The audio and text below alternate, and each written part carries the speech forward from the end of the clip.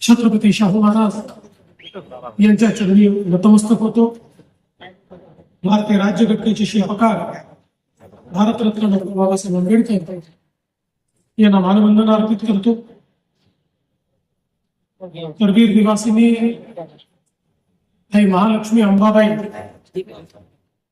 यांच्या चरणी नतमस्तक होतो। आणि आज कोल्हापूरमध्ये विविध विकास कामांच्या लोकार्पण आणि भूमिपूजन प्रसंगी मंचावर उपस्थित असलेल्या महाराष्ट्राच्या लोकप्रिय आणि पहिल्या महिला उपमुख्यमंत्री सुनेत्राताई पवार, विधानसभेचे अध्यक्ष माननीय राहुल नार्वेकरजी, मंत्रिमंडळातील आमचे सहकारी प्रकाश आंबेडकरजी, चंद्रकांत दादा पाटील, हसन मुश्रीफजी, माधुरीताई मिसाळ, या ठिकाणी उपस्थित सन्माननीय खासदार श्रीमंत छत्रपती शाहू महाराज, धनंजय महाडिकजी, त्याचप्रमाणे या ठिकाणी उपस्थित सन्माननीय आमदार श्री राजेश क्षीरसागरजी, अमल महाडिकजी,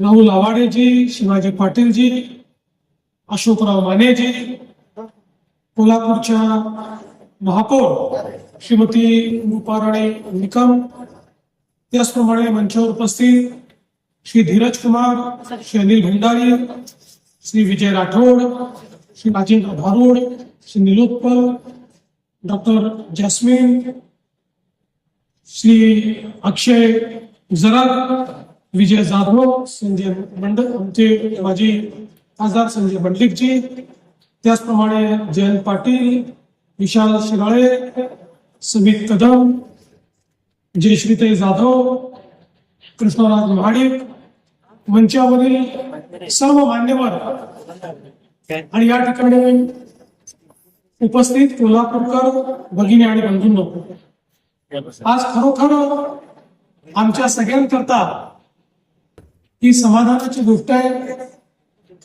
की आपल्या युती सरकारच्या माध्यमातून कोल्हापूर महानगरपालिकेच्या अंतर्गत 1850 कोटी रुपयाच्या विकास कामाचं लोकार्पण आणि भूमिपूजन आज या ठिकाणी आपण करतोय। आपल्याला माहिती आहे काही दिवसापूर्वीच माननीय देशाचे गृहमंत्री अमित भाई शाह यांच्या हस्ते आपण आई महालक्ष्मी अंबाबाई मंदिर परिसराचा विकास सुरू केला। आणि आपल्या सगळ्यांना कल्पना आहे की आपल्या कोल्हापूरचं हे वैभव आहे आणि मोठ्या प्रमाणात या ठिकाणी वेगवेगळी कामं आता सुरू आहेत आणि मला विश्वास आहे की सगळी कामं झाल्यानंतर, कारण आपण हे मानतो की खऱ्या अर्थानं भगवान तिरुपती बालाजी यांचं दर्शन हे कोल्हापूरला येऊन आई महालक्ष्मी अंबाबाईचं दर्शन घेतल्याशिवाय कधीच पूर्ण होत नाही। आणि म्हणून खूप मोठ्या प्रमाणात देशभरातून सर्व भाविकांना या ठिकाणी याची इच्छा असते आणि ते काम आता आपण सुरू केलं आणि मला विश्वास आहे की एका निश्चित वेळेत आपण ते पूर्ण करू। आज एक महत्वाचं उद्घाटन आपण केलं। आज ज्यांची जयंती आहे, संगीत सूर्य केशवराव भोसले यांच्या नावाने जे नाट्यगृह आहे, या नाट्यगृहाचं पुन्हा एकदा नवनिर्मित स्वरूपात आज त्याचं उद्घाटन झालंय। खरं म्हणजे कोल्हापूरच्या देदीप्यमान नाट्य परंपरेमध्ये या नाट्यगृहाचा एक फार मोठा इतिहास आहे। खरं तर या वास्तूचं बांधकाम संस्थापक छत्रपती शाहू महाराज यांचे धाकटे बंधू श्रीमंत पिराजीराव घाडगे, चीफ ऑफ कागल यांच्या देखरेखीखाली 9 ऑगस्ट 1913 सुरू झालं आणि बरोबर 2 वर्षामध्ये 14 ऑगस्ट 1915 रोजी छत्रपती राजाराम महाराज यांच्या शुभ हस्ते याचं उद्घाटन झालं. पूर्वी याला पॅलेस थिएटर म्हणून संबोधलं जायचं, पण त्यानंतर 1957 सालापासून याचं नाव संगीत सूर्य केशवराव भोसले नाट्यगृह म्हणून त्या ठिकाणी झालं. दुर्दैवाने 2च वर्षापूर्वी या नाट्यगृहाला आग लागली. त्यावेळी खरं म्हणजे आम्ही सगळेच या ठिकाणी होतो आणि आमचे उपमुख्यमंत्री अजितदादा पवार यांनी तात्काळ त्या ठिकाणी भेट दिली आणि मंत्रिमंडळात आम्हाला सर्वांना सांगितलं की कोल्हापूरचं वैभव हे नाट्यगृह आहे. कोल्हापूरकरांचं प्रचंड प्रेम या नाट्यगृहावर आहे आणि कोल्हापूरला कलानगरी किंवा कलापूर हे जे नाव मिळालं त्याच्यामध्ये या नाट्यगृहाचा अत्यंत महत्वाचा वाटा असल्यामुळे याचं पुनर्निर्माण करणं गरजेचं आहे आणि तात्काळ 25 कोटी रुपये हे त्या ठिकाणी आपण त्याकरता दिले. मी महानगरपालिका आणि सर्व अधिकारी, कॉन्ट्रॅक्टर, आर्किटेक्ट सगळ्यांचं मनापासून अभिनंदन करतो. अतिशय सुंदर असं रेस्टोरेशन त्याचं करण्यात आलेलं आहे. बाहेरचा हा जुनाच आहे, त्याचं जे सौंदर्य आहे ते तसंच ठेवण्यात आलेलं आहे. हेरिटेज व्हॅल्यू तशीच ठेवण्यात आलेली आहे आणि आतमध्ये अतिशय सुंदर अशा प्रकारचं हे नाट्यगृह या ठिकाणी तयार करण्यात आलेलं आहे.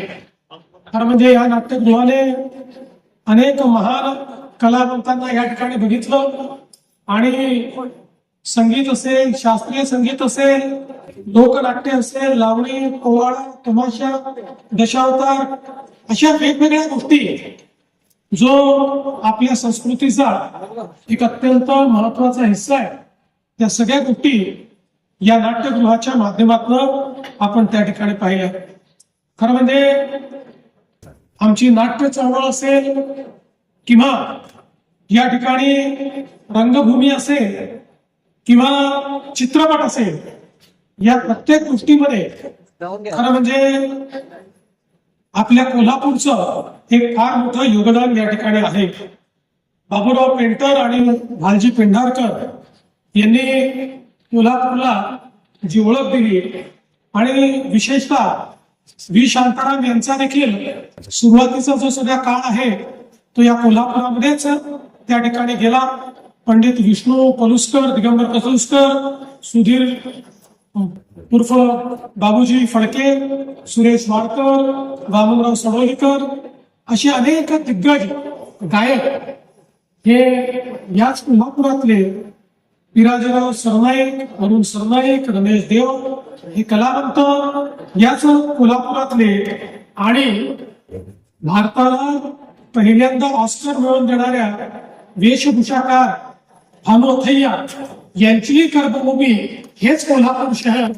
त्यामुळे या कोल्हापूरमध्ये खऱ्या अर्थानं संगीत सूर्य केशवराव भोसले यांचं जे काही योगदान आहे ते कोणी विसरू शकत नाही. त्या काळामध्ये वन्स मोर दिल्यानंतर 9 वेळा एकच नाट्यपद तेवढ्याच जोमानं तेवढ्याच ऊर्जेने म्हणणारे जर कोणी असतील तर ते संगीत सूर्य केशवराव भोसले होते. आणि त्यांच्या या विलक्षण गायकीमुळे एक प्रचंड अशा प्रकारचं त्यांना या ठिकाणी लोकप्रियता ही प्राप्त झाली होती. संगीत महाअपमान या नाटकामध्ये बालगंधर्व आणि केशवराव भोसले यांच्यातली जी जुगलबंदी होती ही खरं म्हणजे मराठी संगीत नाटकाच्या इतिहासातील एक मर्मबंधाची ठेव आहे असं आपण सगळे समजतो. आणि म्हणूनच या ठिकाणी हे सभागृह कदाचित छोटं असेल, आता त्याचं काही अजून थोडं पार्किंगची व्यवस्था, थोडं विस्तारीकरण करण्याची मागणी देखील येते. पण मला असं वाटतं की याला ऐतिहासिक आणि वारसा मूल्य हे इतकं जास्त आहे आणि मला असं वाटतं की एक प्रकारे कोल्हापूरच नाही तर संपूर्ण महाराष्ट्राचा एक मानबिंदू म्हणून या थिएटरकडे आपण सगळे बघतो आणि म्हणून त्याचं अतिशय सुंदर अशा प्रकारचं या ठिकाणी जे रिस्टोरेशन झालं त्याबद्दल मी खरोखर सर्वांचं मनापासून अभिनंदन करतो. त्याचवेळी CPR छत्रपती प्रमिला राजे सर्वोपचार रुग्णालय, मी मुश्रीफ साहेब आपलं विशेष अभिनंदन याकरता करेन की त्याचं जे हेरिटेज स्ट्रक्चर आहे त्या हेरिटेज स्ट्रक्चरचं रेस्टोरेशन हे अतिशय सुंदर झालेलं आहे. कुठेही त्या हेरिटेजला बाधा न करता कदाचित जेव्हा ते बांधलं गेलं तेव्हा ते जेवढं सुंदर दिसत असेल आज त्यापेक्षा कदाचित तसूभर जास्त सुंदर हे CPR त्या ठिकाणी दिसत आहे. आणि निश्चितपणे आपण वेगवेगळ्या प्रकारच्या ज्या सुविधा त्या ठिकाणी दिलेल्या आहेत, आता सर्व प्रकारच्या आधुनिक सुविधा या CPR ला प्राप्त झाल्या. त्याच्या ज्या वेगवेगळ्या इमारती होत्या त्या सगळ्या इमारतींचं रेस्टोरेशन झालंय. तिथले जे आपले ऑपरेशन थिएटर्स होते ते सगळे मॉड्युलर झाले.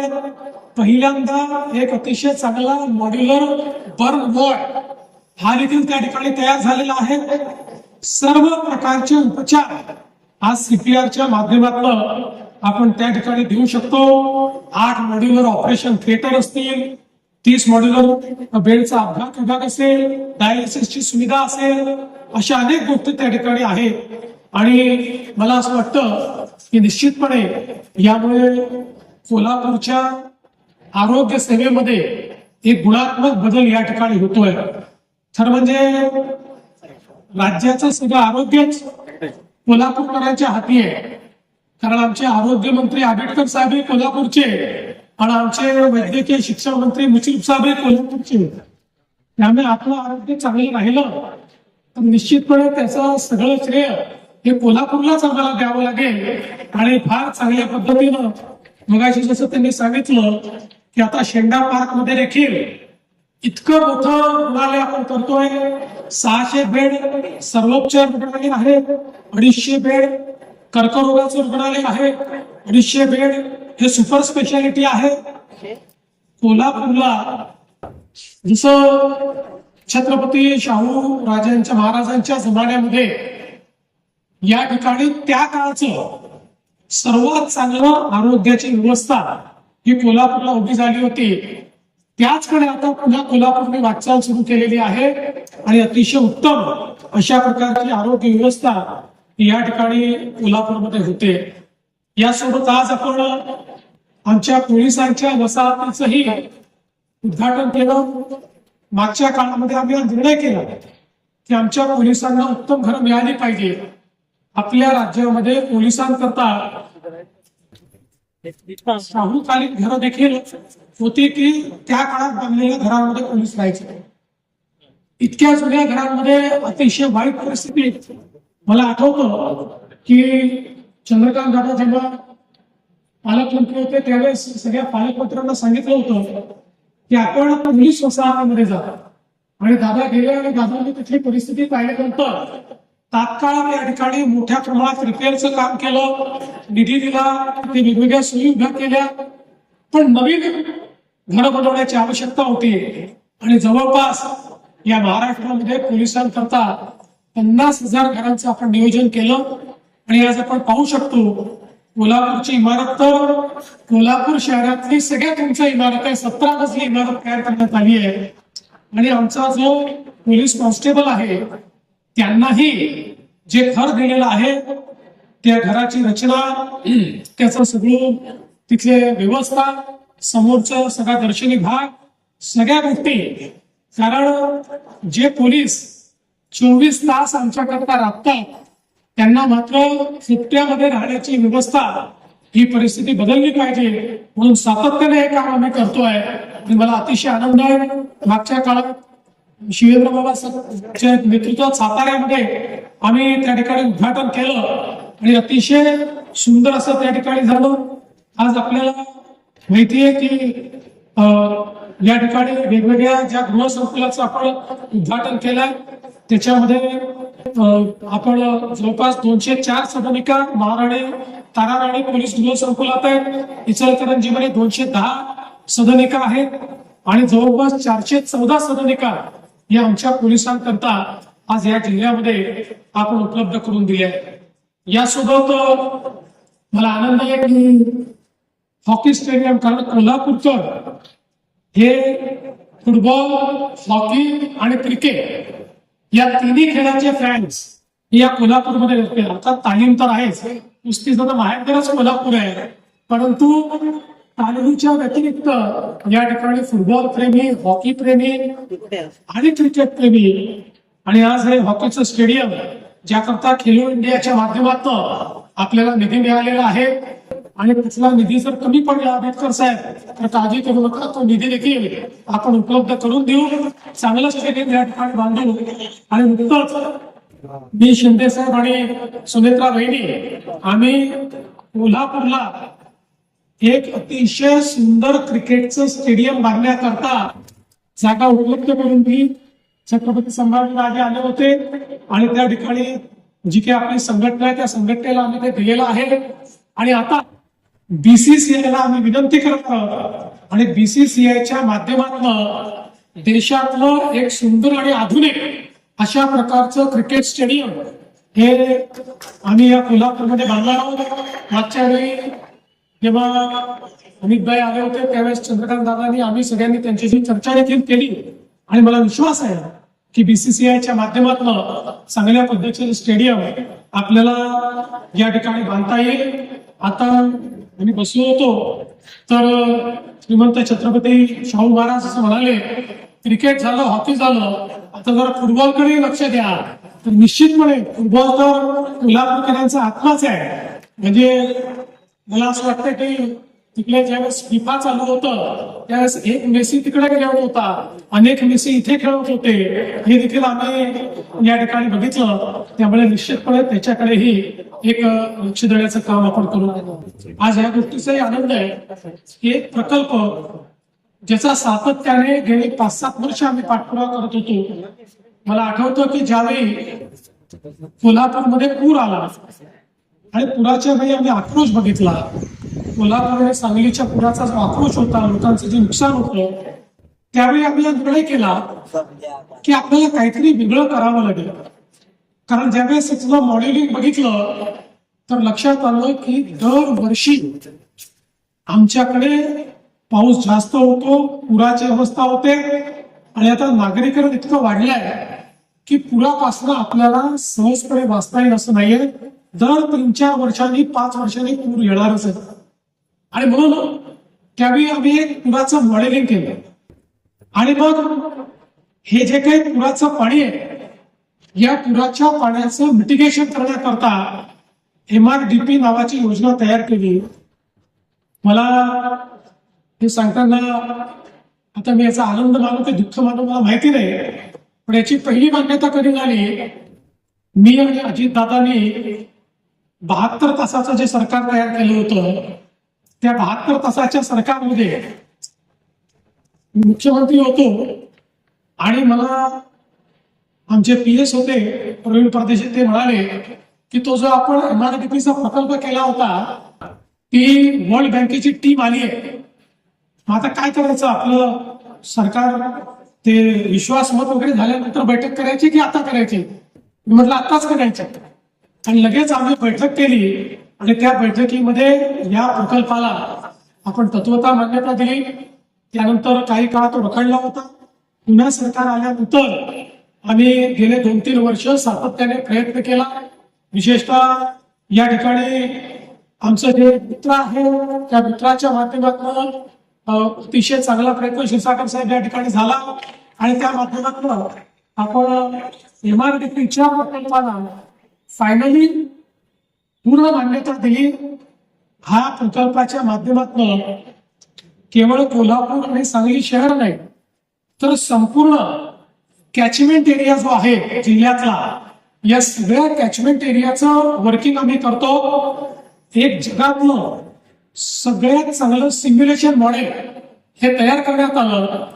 किती पाऊस पडला तर कुठपर्यंत पाणी जातं आणि ते थांबवण्याकरता कसं पाणी आपल्याला डायव्हर्ट करावं लागेल अशा पद्धतीनं याचं सिम्युलेशन मॉडेल तयार केलं आणि त्या माध्यमातून आपण आता याला मान्यता दिली.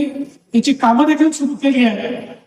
एवढीच कामं याच्यामध्ये नाहीये, तर कधी कधी याचा फायदा असा होतो की जे पुराचं पाणी आहे हे पाणी इतकं जास्त आहे, जवळपास 60-70 TMC पाणी आहे. त्यातलं 35-40 TMC पाणी आता डायव्हर्शन केल्यामुळे आम्ही पश्चिम महाराष्ट्रातले जे काही दुष्काळी तालुके आहेत त्याच्यामध्ये आणि मग त्या कॅनलच्या माध्यमातून उजनीपर्यंत आणि उजनीमधनं मराठवाड्यामध्ये हे पाणी आम्ही नेणार आहोत. त्यामुळे पुढच्या काळामध्ये डबल फायदा आहे. एक तर पूर येणार नाही आणि पुराचं पाणी जे आहे त्याच्यामुळे कुठल्याही इंटरस्टेट वॉटर डिस्प्यूट मध्ये न पडता कुठल्याही राज्याच्या पाण्याला हात न लावता केवळ मात्र पुराचं पाणी हे आपण त्या ठिकाणी वापरणार आहोत आणि त्यातनं मराठवाड्याला देखील फायदा होणार आहे. आणि अतिशय चांगलं अशा पद्धतीचा हा प्रकल्प याची देखील आपण सुरुवात केली. आज राजश्री शाहू महाराज यांच्या समाधी स्थळावर देखील महानगरपालिकेने चांगलं काम केलंय. त्याचंही एक प्रकारे लोकार्पण करण्याकरता आम्ही गेलो होतो. त्या ठिकाणी डॉक्टर आंबेडकर सभागृहाचे नूतनीकरण झालेलं आहे आणि विशेषतः कोल्हापूरचा रंकाळा तलाव, या रंकाळा तलावामध्ये या ठिकाणी फवाऱ्यांचं उद्घाटन आपण केलेलं आहे. वेगवेगळ्या पायाभूत नागरी सुविधांकरता खूप मोठ्या प्रमाणात 484 कोटी रुपये, भुयारी गटार असेल, 17 किलोमीटर नाल्याची भिंती असतील, अशा अनेक गोष्टी आज या ठिकाणी आपण करतो. मला असं वाटतं की ही जी काही वेगवेगळी कामं आहेत ही कामं करत असताना आता देखील या ठिकाणी काही मागण्या झालेल्या आहेत. महानगरपालिकेने देखील एक निवेदन या ठिकाणी दिलंय. मी आपल्याला एवढंच सांगतो, मी असेल, शिंदे साहेब असतील किंवा सुनेत्रा बहिणी असतील, आमचं सगळ्यांचं प्रेम कोल्हापूरवर, पांढऱ्या तांबड्यावर नाही पण कोल्हापूरवर जास्त. त्याच्यामुळे आपल्याला माहिती आहे की अजितदादांचं तर विशेष प्रेम या कोल्हापूरवर होतं. आणि कोल्हापूरकर, तुम्ही तर आम्हाला असा आशीर्वाद दिलेला आहे की आता जर आम्ही तुमचं काम केलं नाही तर आमच्यासारखे करंटे कोणीच नाही.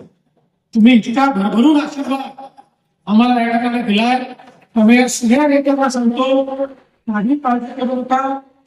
यापूर्वीही कोल्हापूरमध्ये कधी कमी पडू दिलं नाही, यापुढेही कोल्हापूरला कमी पडू देणार नाही.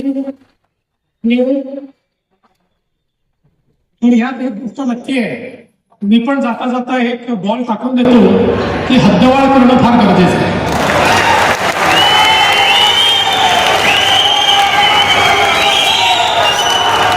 शहराचा विकास करायचा असेल आणि हे खरं की हद्दीच्या बाहेरच्या लोकांच्या काही अडचणी आहेत, पण मी लोकप्रतिनिधींना सांगतो 100% त्यांच्या अडचणीने सोडून देतो. 100% ज्या अडचणी आहेत ते सोडून देतो.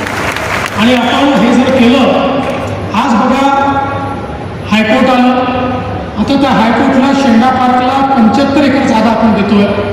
इतकी मोठी इमारत एका हायकोर्टमुळे या शहरामध्ये रोज 20-25 हजार लोक आहेत.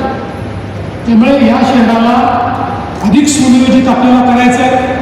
मागच्या काळामध्ये शेंडा पार्कला आपण जागा दिली, IT पार्क आपण अमल माणिक साहेब त्या ठिकाणी करतोय, आपण अतिशय सुंदर कन्व्हेन्शन सेंटर त्या ठिकाणी करतो.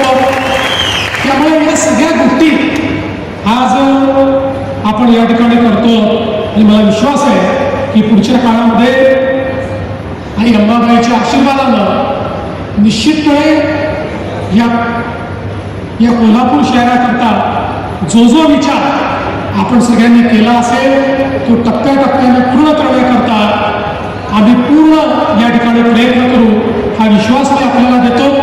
आणि या चांगल्या कार्यक्रमामध्ये मला निमंत्रित केल्याबद्दल आपले मनात असणं आभार मानून मी माझे 2 शब्द संपवतो. धन्यवाद. जय हिंद, जय महाराष्ट्र.